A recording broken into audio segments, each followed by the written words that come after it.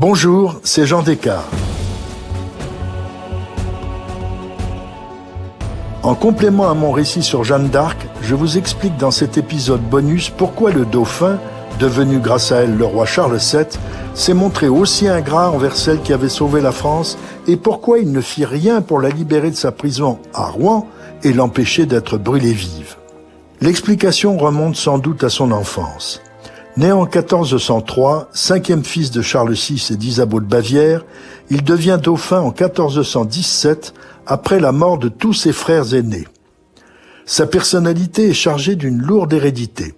En effet, son père, Charles VI, qui voulait gouverner personnellement, avait donné à l'âge de 24 ans des signes de démence. Mais ces retours intermittents à la raison empêchaient la constitution d'une véritable régence. Puis, les crises furent de plus en plus prolongées et violentes. La France fut donc livrée à des luttes de deux partis, les Armagnacs et les Bourguignons. Les premiers étaient partisans du duc d'Orléans, au départ du moins, les seconds étaient favorables au duc de Bourgogne, Jean sans Peur. Dans les deux cas, il s'agissait de princes du sang français, cousins du roi de France. Profitant de cette guerre civile, le jeune roi Henri V d'Angleterre reprit la guerre et remporta sur les Armagnacs la célèbre bataille d'Azincourt le 25 octobre 1415. Cette victoire faisait de la Normandie une province anglaise.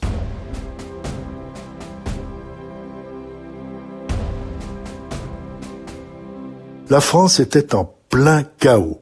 Pour le dauphin, à cette terrible lutte franco-française dont profitait l'ennemi anglais, s'ajoutaient les rumeurs autour de sa mère Isabeau de Bavière. Cette princesse allemande, devenue reine de France, a un comportement politique et privé ambigu. Elle est dépouillée de toute autorité par les Armagnacs et exilée à Tours.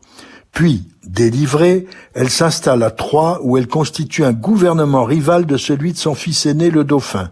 Ce dernier, déshérité par sa mère, est déclaré bâtard. Il y a de quoi perturber ce prince de 16 ans, déjà connu pour sa mollesse de caractère. Il est indolent.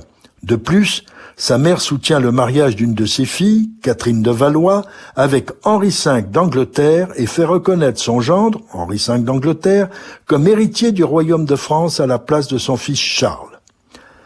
Avant la reconquête du royaume par Jeanne d'Arc, le dauphin n'est plus que le petit roi de Bourges, puis de Chinon. Seuls le centre, le midi et quelques régions de l'Est lui sont fidèles. Même sacré et reconnu roi de France, il assiste passivement à cette restauration de son pouvoir. La guerre, c'est Jeanne d'Arc et ses compagnons qui l'ont faite. La reconquête française, c'était encore Jeanne d'Arc.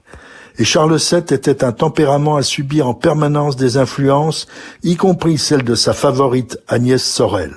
Un homme faible, dont l'adolescence avait été trop violente pour ne pas espérer l'ordre et la paix.